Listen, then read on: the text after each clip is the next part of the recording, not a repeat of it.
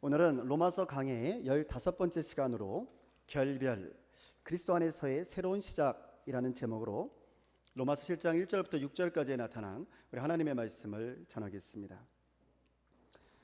지금으로부터 한 15년 전에 제가 미국에 유학을 갔는데요. 미국에 간 지 얼마 지나지 않았을 때의 일입니다. 선배 목사님의 초대로 식당에 갔습니다. 식사를 다 하고 나서 이제 선배 목사님이 계산을 다 마쳤는데요. 그런데 돈을 계산서 밑에다가 또 남겨놓는 것이었습니다. 그래서 그게 뭐냐고 제가 물어봤더니 팁이라는 거예요. 팁을 남겨놔야 한다는 겁니다. 그래서 얼마를 남겨놔야 합니까? 이렇게 물었더니요. 점심 때는 최소 음식값의 10%. 그러니까 제가 10,000원짜리 음식을 먹었으면 얼마? 1,000원 이상을 남겨놔야 한다는 것이었습니다. 저녁에는 음식값의 15% 이상 이것을 남겨놔야 한다는 거예요. 그러니까 10,000원짜리 먹었으면 1,500원 이상을 남겨놔야 하는 거예요, 팁으로. 그리고 그 팁은 웨이트리스나 그 웨이터들이 전액 다 갖는다고 그렇게 말을 하는 겁니다. 시간당 최저 그 임금을 받는 박봉의 종업원들에게 이 팁을 줌으로써 그들의 근무 여건을 좋게 해주려고 하는 미국 사람들의 참 좋은 배려인 것 같았습니다.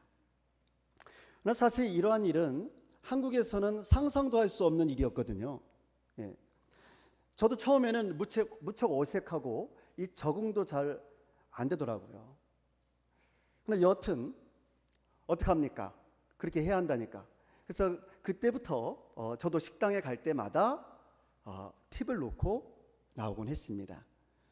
사실 여러분에게 고백합니다마는 사실 속으로는 무척 아까웠습니다. 정말 아깝더라고요. 해본 적이 없었는데 말이죠. 문화가 달랐기 때문입니다. 문화가. 이렇게 사는 곳이 달라지니까요. 문화도 달라지고 또 지켜야 할 규범도 달라지는 것 같습니다. 가끔씩 한국에서 오신 지 얼마 안 되신 분들이요, 이 식당에서 한국처럼 팁을 놓지 않고 나가다가 종업원들에게 걸려서 종업원들하고 막 실갱이 벌이고 창피당하는 일도 제가 심심치 않게 볼 수가 있었습니다. 문화가 달라졌는데 한국 문화만 고집하려고 했던 거죠. 거기는 어딘데? 미국인데 말이죠. 로마에 가면 로마인이 되라는 말은요, 다른 나라에 가면 그곳의 문화와 규범을 따라야 한다는 말입니다.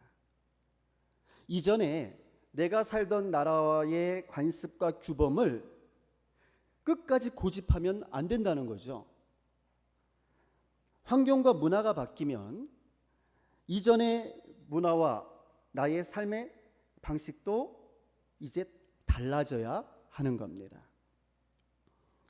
여러분, 한국의 교통신호하고요, 미국의 교통신호는 전혀 다르거든요. 한국에서는 중앙선 침범을 어떤 경우에라도 할 수 없어요. 노란 선이 켜져 있으면 넘으면 안 됩니다. 한국에서는. 근데 미국에서는 그렇지 않더라고요. 미국에서는 반대 차선에 주차장이 있잖아요. 그러면 노란 선이, 이 중앙선이 그어져 있어도 좌회전할 수 있어요. 들어갈 수 있습니다. 그 주차장 안으로. 근데 여러분, 제가 미국에서의 습관 그대로 우리나라에 들어와서 우리나라의 시내에서 주차장 보인다고 중앙선 침범해가지고 좌회전을 하면 어떻게 되겠습니까? 바로 뭐가 날라옵니까? 딱지가 날라오는 거예요. 교통딱지. 벌점 15점. 중앙선 침범. 이렇게 되는 거예요. 오늘 본문 로마서 1장 1절에서 6절까지의 말씀은 바로 이와 비슷한 상황을 우리에게 말해주고 있습니다. 예전에 여러분, 우리가 율법이라고 하는 문화에 속해서 살아갈 때는 율법의 지배를 받으며 살아야 했지만, 이제 우리가 예수를 그리스도로 영접하고 그분의 은혜 안에 거하게 되면 이때부터는 율법의 지배를 전혀 받지 않는다는 거예요. 달라졌기 때문에. 문화가 달라졌어요. 사는 곳이 달라졌어요. 율법에서 살다가 이제 예수 그리스도 안에서 살게 됐기 때문에 달라진 거예요. 그러니까 율법의 지배를 더 이상 받지 않는다는 거죠. 이것을 오늘 본문 2절과 3절에서는 결혼한 여자의 비유를 들어서 우리에게 설명해 주고 있는데요. 어떤 남편과 결혼한 여자가 있었답니다. 근데 이 아내는 남편이 살아있는 동안에는 법적으로 남편에게 매여 있을 수밖에 없지만 남편이 죽게 되면 이제 그때는 남편의 법에서 풀려난다는 거죠.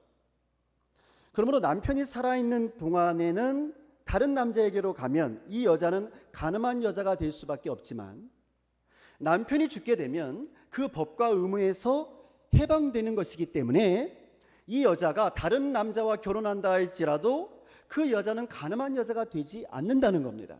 이것이 본문 2절과 3절의 말씀이에요. 근데 여러분, 여기서 이전의 남편이란 무엇을 말하냐면, 예수님, 이거 사도 바울이 비유로 말한 건데요. 여기서 남편이란 무엇을 말하냐면 바로 율법을 말하는 겁니다. 이전의 남편이란. 그럼 새롭게 결혼한 남자는요? 누구? 그것은 예수 그리스도의 은혜의 법을 말하는 거예요.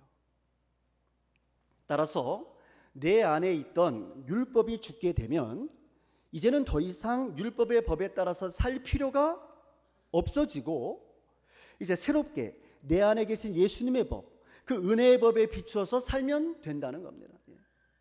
할렐루야. 그러면 여러분, 율법의 법과 은혜의 법의 차이란 무엇일까요? 율법은요, 무조건 그리고 반드시 꼭 해야만 한다는 것입니다. 하지 않으면 그럼 형벌이 임하는 거예요. 이게 율법이에요. 은혜란 뭘까요? 은혜란 봐주는 겁니다. 봐주는 거. 그러니까 하나님께서 좀 봐주시는 겁니다. 우리가 그렇게 완벽하게 살지 못해도 하나님께서 봐주신다는 거죠. 그래서 은혜는 의무가 아니라 선물입니다. 은혜는 언제나 우리에게 기쁨이요, 그래서 은혜는 우리에게 언제나 감사가 되는 겁니다. 어떤 여인이요, 젊은 시절에 아주 잘생긴 이 남자하고 결혼을 했답니다. 그런데 이 남자는 외모만 완벽한 것이 아니라 모든 면에서도 완벽을 추구하는 남자였습니다. 처음에는 이 여인도 이러한 남편의 완벽한 모습이 아주 멋있게 보였고 또 존경스럽기까지도 했었습니다. 자, 그런데 시간이 지나면 지날수록 이 여인이 남편이 무서워지기 시작하는 거예요. 왜? 너무 완벽하니까. 너무 완벽한 거예요. 심지어는 집안에서도 딱 규칙을 정해. 그래서 무조건 그 규칙을 지켜야 되는 거예요. 싹 이렇게 만져봐서 먼지 하나도 나오면 안 돼. 무조건 집은 어떻게 해야 돼? 깨끗해야 되는 거예요. 이런 규칙을 정해놓는 거예요, 남편이. 완벽을 추구한 거죠. 그리고 남편은 만약에 자신이 정한 이 규칙을 지키지 못하면 아내에게 가차없이 뭐라고 말을 하는 거예요. 아내는 남편의 마음에 들기 위해서 좀 잘하려고 노력을 했죠. 그러나 잘하려고 하면 할수록 자꾸 실수만 하는 거예요. 왜? 주눅이 들어서. 남편이 무서워서. 아무리 잘해도 남편 눈에 볼 때는 뭐가 그렇게 잘 보이는지 몰라. 예. 그래서 이 아내는요, 이제 점차 모든 면에서 자신감을 잃게 돼요. 마침내는 삶의 의욕까지 잃게 돼버리고 깊은 우울증에 빠지게 돼버린 거예요. 그래서 이 여인에게 남은 것은 이제 절망뿐이었습니다. 아, 나는 안 되는구나. 나는 도저히 남편의 이 마음에 들 수가 없구나. 그러던 어느 날인데요, 갑자기 이 남편이 병에 들어서 죽게 된 거예요. 처음에 이 아내는 자신이 홀로 된 것이 아주 충격적이었지만 솔직히 마음속에는 어떤 해방감 같은 것이 느껴졌습니다. 그리고 오랜 시간이 지나서 이 여인은 직장 친구의 소개로 다른 남자와 이제 재혼을 하게 된 거예요. 근데 이 남자는 예전의 남편과는 정말 많이 달랐습니다. 그는 매사에 이해심이 많았고 매우 따뜻한 사람이었습니다. 아내가 실수를 해도요, 그럴 수도 있다고, 괜찮다고, 뭐 그런 걸 가지고 그러냐고 그렇게 말을 해주고요, 따뜻한 위로를 베풀어 줬습니다. 이 새로운 남편과의 관계 속에서 이 여인은 점차로 잃었던 자신감을 이제 되찾기 시작한 거죠. 나도 할 수 있겠구나 하고 말이죠. 엄격한 규칙이 없어도 그녀의 이 새 가정에는 따뜻한 질서가 있었습니다. 규칙이 없는데도 말이에요. 그녀에게 남편은 더 이상 두려움의 대상이 아니었고 한없는 애정의 대상이요, 사랑의 대상이었습니다. 남편이 무섭지를 않아요. 두렵지 않아요. 사랑스러운 거예요. 그러자 남편이 정한 아주 엄격한 규칙이 없어졌는데도 아내는요, 이 남편을 기쁘게 해주기 위해서, 남편이 좋아하는 일이라면 온갖 노력을 다 기울이고 싶어졌습니다. 그래서 집안은 예전보다 훨씬 더 깨끗해졌고 활기가 넘쳐 흘렀습니다. 예전에 남편에게서 받았던 모든 아픔과 고통은 다 사라졌고요, 더 이상 옛 남편이 정해준 엄격한 규칙의 노예가 되지 않아도 됐습니다. 여인의 삶을 행복으로 바꾸어준 이 새 남편이 아내에게 가져다준 새로운 규칙의 이름은 바로 사랑이었습니다. 할렐루야. 사랑이 규칙이었습니다. 성도 여러분, 우리 모두는 은혜로우신 우리 예수님을 만나기 전에는요, 아주 엄격한 규칙을 강요받던 율법에 매인 사람들이었습니다. 반드시 해야만 한다고, 이렇게 하지 않으면 큰일 난다고, 벌 받는다고, 이렇게 강요받던 사람들이었어요. 우리는 율법은 우리를 정죄하고 우리가 죄인임을 알게 해줬습니다. 율법에 비추어 볼 때 실제로 우리 모두는 다 죄인이었으며 우리 중에 그 어떤 사람도 이 율법을 완전히 지킬 수 있을 만큼 그렇게 의로운 사람은 한 사람도 없었습니다. 그렇잖아요. 누가 율법 앞에서 의롭다고 말할 자가 있겠습니까? 그만큼 율법은 완벽한 것이었고요, 그래서 우리는 그 율법을 통해서 내가 어쩔 수 없는 죄인이구나 라는 사실만을 알 수가 있었던 겁니다. 사실은 이게 율법의 역할이죠. 우리가 죄인임을 깨닫게 해주는 역할. 여하튼 그 결과 우리는 깊은 죄책감 속에 빠지게 되었고요, 그래서 멸망을 향해 달려갈 수밖에 없었던 것입니다. 그러나 예수님을 만나게 되니까 그 모든 것이 한순간에 달라졌습니다. 더 이상 우리는 율법을 지킬 수 없는 나의 이 연약함 때문에 슬퍼하지 않아도 되게 됐어요. 열등감과 죄책감에 빠질 필요도 없습니다. 왜냐하면, 잘 들으세요. 왜냐하면 우리 예수님께서는 율법을 지키지 못하는 우리를 정죄하지 않으셨기 때문입니다. 우리 예수님께서는 이렇게 연약한 우리들을 구원해 주시기 위해서 우리 대신에 정죄를 당하시고 십자가에서 우리 대신에 피를 흘리며 죽어주셨거든요. 그러니까 정죄하시기보다 우리가 당해야 할 형벌을 예수님이 대신 받아주신 거예요. 그게 우리 믿는 예수님이에요. 그리고 우리 은혜로우신 우리 예수님께서는 항상 우리를 향해서 그럴 수도 있지, 그럴 수 있어, 너희는 인간이잖아, 너희는 신이 아니잖아, 그러니 그럴 수 있는 거야, 항상 이렇게 말씀해 주셨습니다. 우리는 어떻게 그럴 수가 있어? 반드시 해야만 하지, 교회 다니면서 어떻게 그럴 수가 있어? 우리는 이렇게 말하지만 예수님께서는 그럴 수 있어, 너 인간이잖아, 너희는 신이 아니잖아. 우리의 수많은 실수와 실패를 다 하시면서도 예수님께서는 언제나 우리를 향해서 그럴 수도 있다고, 그리고 나도 너를 정죄하지 아니하노라고. 할렐루야. 나도 너를 정죄하지 않겠다고 그렇게 말씀해 주셨습니다. 그래서 이제 우리에게는 잃어버렸던 자신감이 좀 생겨나기 시작한 거죠. 율법을 지킬 수가 없어서 항상 죄책감과 무력감에 빠져있던 나에게 나도 할 수 있겠구나, 자신감이 생겨나기 시작한 겁니다. 억지로 율법을 지키려고 할 때는요, 정말 지키기가 어려운 율법의 조항들이었는데 이게 이상한 거예요.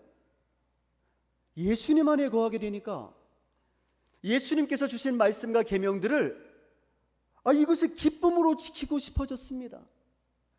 옛날에는 억지로 했는데, 억지로. 근데 이게 기쁨으로 하고 싶어지는 거예요. 근데 설령 그러다가 우리가 그 계명들을 잘 지키지 못해도요, 우리 예수님은 우리에게 화를 내질 않으셨어요. 그럴 수도 있다고. 괜찮아, 너 노력했잖아. 그럴 수도 있다고. 언제나 우리를 감싸주고요, 더 놀라운 것은요, 우리가 돌이켜서 회개하기만 하면 100% 우리의 죄를 용서해 주셨습니다. 할렐루야. 믿습니까? 몇 퍼센트요? 100%라니까요. 100%. 하여간 무조건 회개하고 돌이키면 용서해 주셨다니까요. 여러분 믿으십니까? 저는 이 사실을 믿습니다. 그 사실을 믿기 때문에 오늘 이 강단에 목사로서 서 있는 거예요. 그렇지 않으면 이곳에 서 있을 수 없어요. 부끄러워서. 여러분 안 그렇습니까?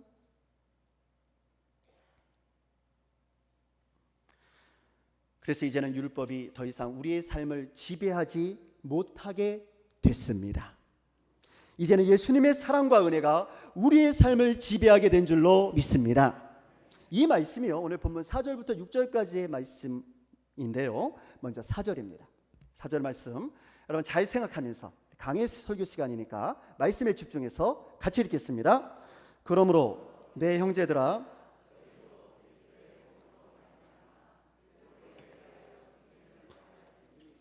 이는 다르니 곧 죽은 자 가운데서 살아나신 이에게 가서 우리가 하나님을 위하여 열매를 맺게 하려 함이라. 아멘. 성경은 이제 우리 예수님의 사람들, 그리스도인들이 율법에 대해서는 죽임을 당했다는 겁니다. 율법에 대해서 죽임을 당했다. 이게 무슨 뜻일까요? 율법과의 관계가 완전히 끝이 나버렸다는 거예요. 완전히 끝났다고 말이에요. 근데 무엇으로? 4절 보세요. 뭐로 말미암아? 너희도 그리스도의 몸으로 말미암아 율법에 대하여 죽임을 당했으니 그랬어요. 자, 무엇으로 말미암아? 그리스도의 몸으로 말미암아. 여러분 그리스도의 몸으로 말미암아가 무슨 뜻인지 아세요? 그리스도의 죽으심으로 말미암아 그 뜻이에요. 그리스도의 죽으심으로 말미암아서 이제 우리가 율법에는 죽임을 당했다. 다시 말하면 율법과는 아무런 상관이 없는 사람들이 됐다는 겁니다. 그러니까 심판주이신 하나님께서는 이제 더 이상 율법으로 우리를 심판하지 않으신다는 거예요. 믿습니까? 여러분 율법으로 우리를 심판하지 않으신다는 거예요. 그리스도의 몸으로 말미암아서 우리가 율법에 대해서는 죽임을 당했기 때문에. 따라서 이제 율법은 더 이상 예수 안에 있는 우리 예수님의 사람들을 정죄할 수 없게 된 줄로 믿습니다. 이제는 우리들의 삶이 죄의 열매를 맺는 사람이 아니라 예수 안에서 하나님을 위하여 열매를 맺는 삶으로 바뀌게 된 줄로 믿습니다. 계속해서 여러분 5절과 6절의 말씀을 보시기 바랍니다. 5절 6절 같이 읽겠습니다. 우리가 육신에 있을 때에는 율법으로 말미암는 죄의 정욕이 우리 지체 중에 역사하여 우리로 사망을 위하여 열매를 맺게 하였더니 이제는 우리가 얽매였던 것에 대하여 죽었으므로 영의 새로운 것으로 섬길 것이요 율법 조문의 묵은 것으로 아니하일지니라. 아멘. 여러분 5절을 보시면 우리가 육신에 있을 때에는 이렇게 말하고 있어요. 우리가 육신에 있을 때에는, 이때가 언제입니까? 육신에 있을 때가 언제입니까? 우리가 예수 안에 있기 전에는. 다시 말하면 예수를 믿기 이전에는. 그러니까 5절의 말씀은 무슨 뜻이냐면 우리가 예수를 믿어 예수님의 사람이 되기 전에는 율법에 속한 사람들이었는데 그 말이에요. 그래서 율법의 심판을 받을 수밖에 없는 사람들이었다는 거예요. 우리가 그랬는데, 그래서 그때에는 우리가 엄격한 이 율법을 잘 지키지 못하면 정죄를 받을 수밖에 없었다는 거죠. 심판을 받을 수밖에 없었다는 거예요. 그래서 사망에 이를 수밖에 없었다는 겁니다. 우리로 사망을 위하여 열매를 맺게 하였더니, 그러니까 사망에 이를 수밖에 없었다는 거예요. 그런데 6절을 보면 6절입니다. 우리가 이제는 그 율법에 대해서 죽게 되었다는 겁니다. 그러니까 율법으로부터 벗어났다는 거죠. 벗어나게 되었다는 거죠. 그래서 이제는 영의 새로운 것, 곧 예수님의 은혜의 법이 우리를 지배하게 되었다라는 거예요. 따라서 우리는 더 이상 율법의 조항에 매여서 살 필요가 없게 된 것입니다. 왜냐하면 예전 남편인 이 율법은 새로운 남편이신 예수님의 오심으로 인해서 이미 죽어버렸기 때문입니다. 죽어버렸어요. 옛 남편은 죽고 새 남편인 예수님이 내 안에서 사시게 된 것입니다. 성도 여러분, 이에 대해서 성경 고린도후서 5장 17절에서 이렇게 선언합니다. 그런즉 누구든지 그리스도 안에 있으면 새로운 피조물이라. 이전 것은 지나갔으니 보라 새 것이 되었도다. 아멘. 그렇습니다. 그러므로 누구든지 그리스도 예수 안에 있으면 새로운 피조물이 된 거예요. 그 사람이요, 예전에 어떤 죄를 지은 사람이라 할지라도 괜찮습니다. 괜찮은가요? 아멘이신가요? 아멘 있으면 고개 한번 끄덕끄덕 해보세요. 여러분, 과거의 삶이 얼마나 더러웠는지도 전혀 문제될 것이 없습니다. 맞습니까? 고개 끄덕끄덕 한번 해보세요. 여러분, 제가 옛날에 신학대학원 다닐 때요, 이 문제가 아주 고민을 많이 한 적이 있어요. 심지어는 제가 목회를 하지 말아야 되겠다고까지 생각한 적이 있었어요. 왜? 뭐가 문제였냐면, 제 고민이 뭐였냐면, 아니 우리 예수님은 죄인을 부르러 오셨는데 어째 교회 안에 죄인들이 없지? 하는 거였어요. 제 고민이. 목회를 해야 되는가 말아야 되는가. 신대원 때요. 그러다가 제가 신대원 마지막 학기 때 그 목회 실습을 나가게 됐는데, 어느 교회로 가게 됐냐면 군산의 해성교회라고 하는 교회로 가게 됐어요. 많은 고민을 안고 갔어요. 이 문제가 해결되지 않으면 나는 목회를 할 수가 없다고. 그런 마음을 가지고 갔는데, 군산 해성교회에 가서 하나님께서 제게 주시는 말씀을 내가 들을 수가 있었어요. 뭐냐면 그 군산 해성교회의 대예배 시간에 기지촌 여성들이 참석해서 예배를 드리더라고요. 군산에 기지촌이 있었거든요. 그 미군 기지가 있었기 때문에. 근데 그 미군 기지 안에 그 옆에 떨어진 곳에 군산 해성교회에서 기지촌 여성들을 위한 자그마한 교회를 세워줬어요. 그리고 기지촌 여성들이 그곳에 20-30명 정도가 예배를 드렸어요. 그런데 대예배 때는 해성교회에 와서 같이 예배 드리더라고요. 할렐루야. 이게 교회 아닙니까? 이게 교회 아니냐 그 말이에요. 누구든지 그리스도 예수 안에 있으면 새로운 피조물이라. 할렐루야. 네, 그게 끄덕끄덕입니다. 끄덕끄덕이에요. 우리 얼마든지 함께 예배드릴 수 있습니다. 얼마든지 형제요 자매라고 부를 수 있습니다. 그게 정상이에요. 그게 의인들이 모인 곳이 교회가 아니라 죄인들이 모인 곳이 교회라니까요. 아니, 다른 말로 하면 은혜를 입은 죄인들이 모인 곳, 그것이 교회예요. 누가 누구를 정죄하겠습니까? 누가 누구를 정죄하겠어요? 들키지 않은 죄인일 뿐이지. 그렇습니다. 그러므로 누구든지 그리스도 예수 안에 있으면 새로운 피조물이 되는 겁니다. 더 이상 율법의 정죄는 없습니다. 정죄 해소도 안 되는 거예요. 과거를 묻지 마세요. 할렐루야. 과거를 묻지 말아주세요. 우리를 얽매이고 우리를 깊은 좌절과 열등감에 빠지게 했던 옛 남편 그 율법은 우리에게 없기 때문입니다. 그리고 누가 계십니까? 예수가 우리 곁에 계시는 거지. 하나님은 자비함과 궁휼하심으로 우리의 죄를 용서해 주시고 우리를 불쌍히 여겨주시는 은혜로우신 예수님이 우리 곁에 계시는 줄로 믿습니다. 그러므로 이제 우리도 그 예수님과의 만남을 통해서 예수 안에서 이제 새로운 삶을 시작하게 된 줄로 믿습니다. 뭐하고는 결별하고요?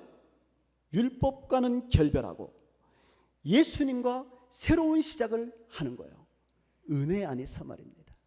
사랑 안에서 말입니다. 네덜란드에서 있었던 일인데요. 엘리나라고 하는 78세 된 할머니가 있었답니다. 근데 이 할머니의 평생 소원이 뭐였냐면 담배를 끊는 것이었대요.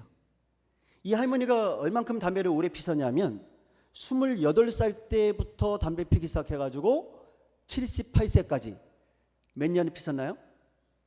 네?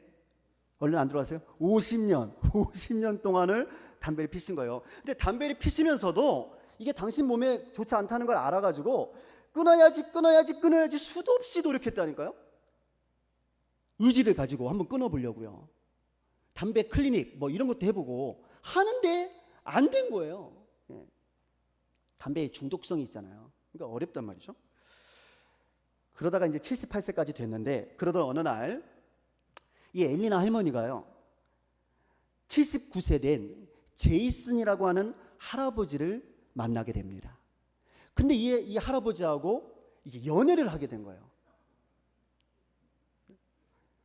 두 분이 만나다가 정을 쌓아 나가다가 서로를 사랑하게 된 거예요. 얼마든지 그럴 수 있어요. 그래서 두 분은 늦은 나이지만 서로를 깊이 사랑하게 되었기 때문에 결혼까지 생각을 하게 된 거예요. 우리 남은 여생 우리 함께 보내자고 이제 그런 마음까지도 가지게 됐어요. 그러던 어느 날 이 제이슨이라는 할아버지가 엘리나 할머니에게 이렇게 말을 했습니다. 엘리나, 나는 당신과 결혼하고 싶어. 그런데 내 마음에 걸리는 게 한 가지 있어. 나는 담배 연기를 아주 무척 싫어하고 담배는 건강에도 아주 나쁜데 당신이 계속 담배를 피우니까 나는 그게 제일 걱정돼요. 당신이랑 오래 살아야 되는데 당신이 나보다 빨리 갈까 봐 그게 걱정돼요. 이렇게 말을 했습니다. 그러자요 이 엘리나 할머니가 그 얘기를 듣자마자 조금의 망설임도 없이 이렇게 말했답니다. 그래요? 당신이 싫어한다면 담배를 끊어버리죠. 그리고는요 그 순간부터 담배를 끊어버렸답니다. 할렐루야? 그냥 끊어졌다는 거예요. 담배 피고 싶은 마음이 사라졌다는 거예요. 그렇게 못 끊었는데 그냥 그렇게 되더라는 거예요. 50년간의 걱정이 한순간에 해결되고 만 거예요. 누구 때문에? 할아버지 때문에. 그 사랑 때문에. 할렐루야? 이게 억지로 하자고 해서 되는 게 아니라니까요. 억지로 하라고 강요해서 되는 게 아니라니까요.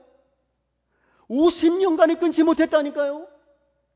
그런데 한순간에 해결되는 거예요. 뭐 때문에? 사랑 때문에. 성도 여러분, 우리를 변화시키는 것은요 의지가 아니라 사랑입니다. 사랑이 우리를 변화시킵니다. 우리를 새롭게 하는 것은 율법이 아니라 하나님의 은혜입니다. 그리스도의 사랑과 은혜가 우리를 변화시켰습니다. 우리를 향한 예수님의 사랑이 우리의 신분을 하나님의 자녀로 변화시킨 줄로 믿습니다. 그러므로 이제 우리는 더 이상 우리를 정죄하는 엄격한 율법의 사람들이 아닌 것입니다. 우리는 하나님이 무서워서, 하나님이 두려워서 억지로 하나님의 말씀에 순종하는 게 아니에요. 이 말씀 지키지 않으면 하나님이 벌 주실까 봐 무서워서, 그래서 하나님의 말씀에 순종하는 것이 아니라 그 하나님이 나를 너무나도 사랑하시기 때문에, 그 하나님이 당신의 목숨까지 던져서 나를 구원해 주셨기 때문에, 그 사랑과 은혜가 너무나 고마워서 기쁨과 즐거움으로 하나님의 말씀에 순종하는 것입니다. 사랑하는 성도 여러분, 우리는 예수를 믿으면서도요, 이렇게 예수 믿으면서도 율법을 믿을 때가 많이 있어요. 이게 같이 믿는 게 아니거든요. 율법이 나를 구원해 줄 것 같은 착각 속에서 지키지도 못할 율법 때문에 힘들어하면서 살아갈 때가 있다고 말이에요. 심지어는 그 율법을, 자신도 잘 지키지 못하는 그 율법을 형제와 자매에게 강요하면서 그 율법으로 우리의 이웃을 함부로 정죄할 때가 많이 있다고 말이에요.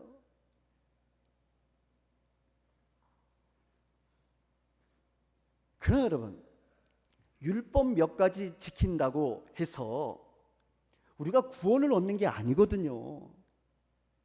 착각하지 말아야 돼요. 율법 몇 가지 지킨다고 우리가 구원 얻는 게 아니에요. 하나님께서 보시기에 율법을 완전히 지킬 수 있을 만큼 의로운 사람은 한 사람도 없습니다. 아멘이신가요?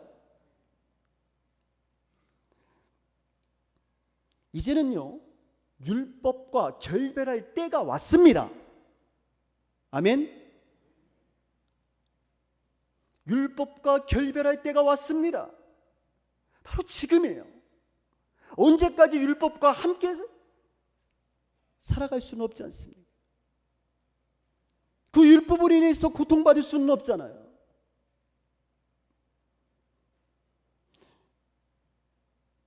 우리를 정죄하며 우리를 멸망으로 이끄는 그 율법과는 이제 그만 결별하고 우리를 구원으로 이끄는 예수 그리스도의 은혜 안에 거하시기를 바랍니다. 어떤 분은 제게 이렇게 말할지도 몰라요. 목사님, 딴 사람들은 몰라도 나같이 죄 많은 사람도 율법과 결별하고 예수님의 은혜 안에 거할 수 있는 걸까요? 내가 나를 아는데요. 그러나 한번 걱정하지 마시기 바랍니다. 성경은 이렇게 말하거든요. 누구든지 그리스도 안에 있으면 새로운 피조물이라. 누구든지 그리스도 안에 있으면요, 새로운 피조물이 되는 거예요. 우리 예수님께서는 오히려 이렇게 말씀을 하셨습니다. 수고하고 무거운 짐진 자들아 다 내게로 오라. 내가 너희를 쉬게 하리라. 누가 오라고요? 수고하고 무거운 짐진 자들아. 자신이 죄가 많다고 생각하는 사람들은 다 내게 오라고 그렇게 말씀하셨거든요. 그런 사람들 보고 오라고 그랬어요. 그러므로 이제 저는 저와 여러분의 기도가 우리 항상 하나님 앞에서 이런 기도로 시작됐으면 좋겠습니다. 여러분, 제가 기도할 때마다 하나님 앞에 드리는 기도의 비결인데요, 오늘 여러분과 함께 나누고 싶은데, 기도하시기 전에 이렇게 기도했으면 좋겠어요. 하나님, 나를 불쌍히 여겨 주옵소서. 하나님, 내게 은혜를 베풀어 주세요. 한번 따라서 한번 해볼까요? 하나님, 나를 불쌍히 여겨 주옵소서. 너무 성의가 없어. 그렇게 하면 불쌍히 여겨 주실 것 같지가 않아. 가슴에 손을 얹고요. 가슴에 손 얹고 진실된 마음으로 다시 한번 하겠습니다. 하나님, 나를 불쌍히 여겨 주옵소서. 하나님, 내게 은혜를 베풀어 주옵소서. 네, 우리 하나님께서 이런 마음으로 기도하는 저와 여러분의 그 간절한 기도에 반드시 응답해 주실 줄로 믿습니다.